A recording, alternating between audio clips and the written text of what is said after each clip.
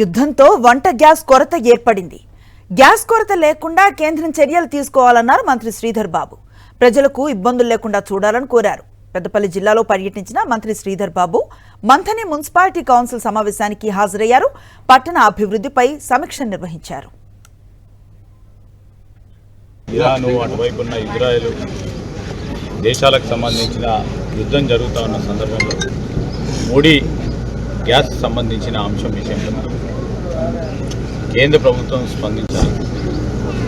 ఒక ప్రణాళిక సిద్ధం చేసుకొని ఎన్ని రోజులు యుద్ధం జరుగుతూ ఉన్నది, జరగబోయే ప్రమాదం ఉంది, ఆ క్రమంలో కావాల్సిన గ్యాస్ సరఫరాల గురించి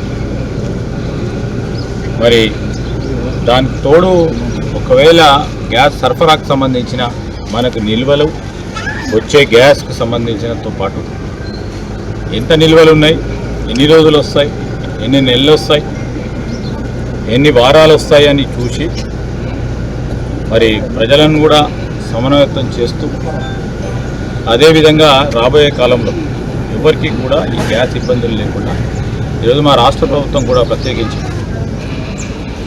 యుద్ధ వాతావరణం ఉన్నది, యుద్ధాలు జరుగుతూ ఉన్నాయి, ఏ విధమైన ఇబ్బందులు వస్తున్నాయని ఎప్పటికప్పుడు రాష్ట్రానికి సంబంధించిన అవసరాల గురించి కేంద్ర ప్రభుత్వానికి తెలియజేస్తాం.